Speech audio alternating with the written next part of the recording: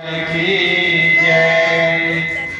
उमापति महादेव की जय। पवन सुत हनुमान की जय। सनातन धर्म की जय।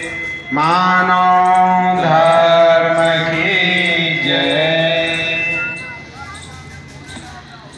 अज्ञान तिमिरान्धस्य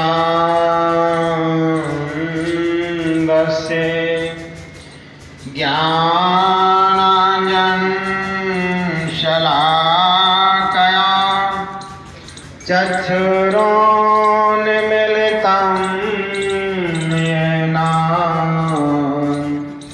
तस्मै श्री गुरुवे नमः। वन्दे बोधिमयं नित्यं गुरुं शङ्कररूपिणं यमाश्रितो हि वक्रोऽपि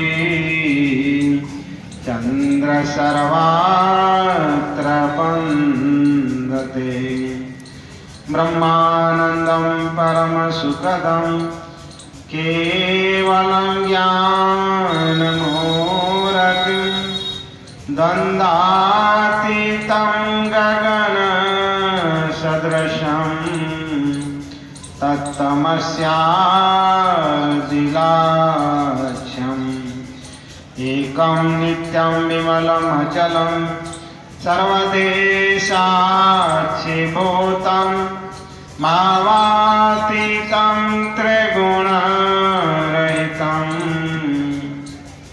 सद्गुरुं तं नमामि।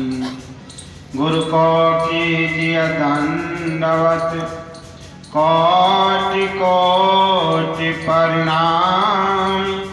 कितन जाने ब्रह्म को गुरु करने आप समान। प्रेम से बोले श्री सद्गुरुदेव महाराज की जय। सच्चे दरबार की जय। मानव धर्म की जय।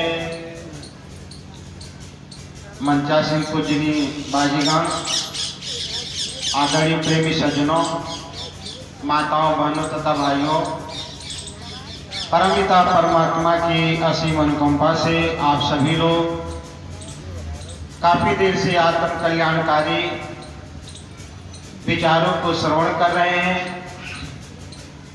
सत्संग की महिमा, मानव तन की महिमा, ज्ञान की महिमा आपने श्रवण किया। भगवान राम लक्ष्मण जी को समझाते हुए कहते हैं कि तात स्वर्ग अपवर्ग सुख धैर्य तुला एक अंग तुलय न ताई सकल मिल जो सुख लव सत्संग। भगवान राम लक्ष्मण जी से कह रहे हैं कि लक्ष्मण, तराजू के पलड़े में स्वर्ग और वैकुंठ दोनों रख दिया जाए और एक तरफ सत्संग के फल को रखा जाए। कहा कि तुलय न ताई सकल मिल जो सुख लव सत्संग। तो स्वर्ग और वैकुंठ दोनों मिल करके भी सत्संग की बराबरी नहीं कर पाते। सत्संग को बड़ा भाग्य का सूचक बताया है।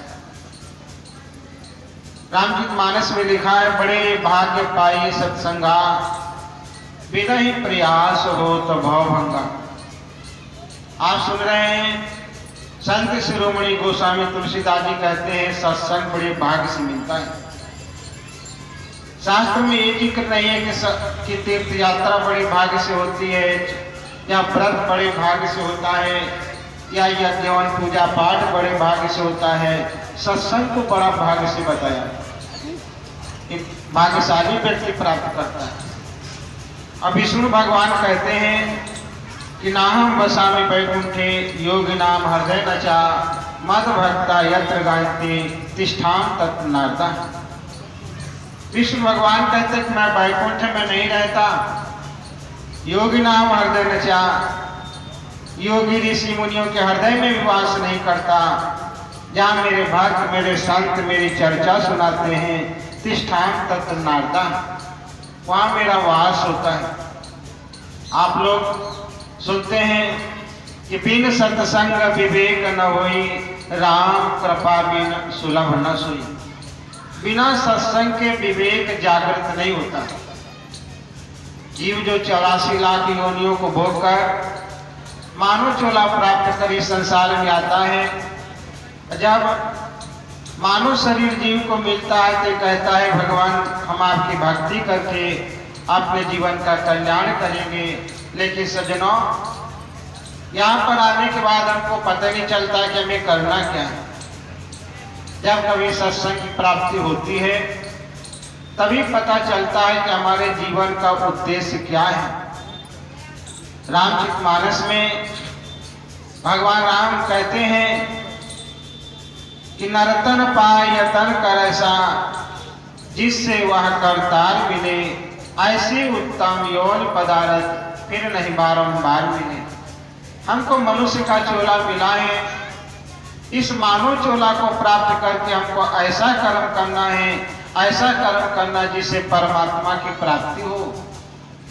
बाबा नानक देव जी भी कहते हैं कि भाई प्राप्त मानुष देहरिया, गोविंद मिलन किए तेरी बेरिया, और कहा कि तेरे किते न काम, कर साधु संगत भज केवल नाम।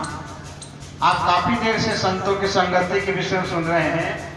ये यूं ही नहीं कहा, बाबा नानक देव भी कह रहे हैं भाई प्राप्त मानुष देहरिया, हम सबको मनुष्य की देह मिली है, गोविंद मिलन की ये तेरी बेरिया, ये भगवान से मिलने की बेला है। अवर एक आज तेरे किते न काम, और कोई काम करने तुम यहाँ नहीं आए, कर साधु संगत भज केवल नाम। संतों की संगति करके भजन करना था, यही हमारे जीवन का मुख्य उद्देश्य था। लेकिन आज व्यक्ति इस मार्ग से भटका हुआ है। आप थोड़ी देर किसी व्यक्ति के पास बैठे तो कितने काम गिना देगा, ये काम करना है, वो काम करना है, फला जगह जाना है, बच्चे छोटे छोटे हैं, पालन पोषण करना है, पढ़ाना लिखाना है, शादी ब्याह करना है, मकान बनाना है, कितने दुनिया के कामों को गिना।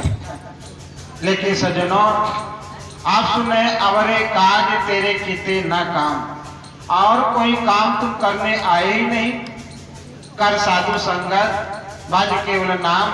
संतों की संगति करके नाम का सुमरण करना था, ये हमारे जीवन का उद्देश्य था।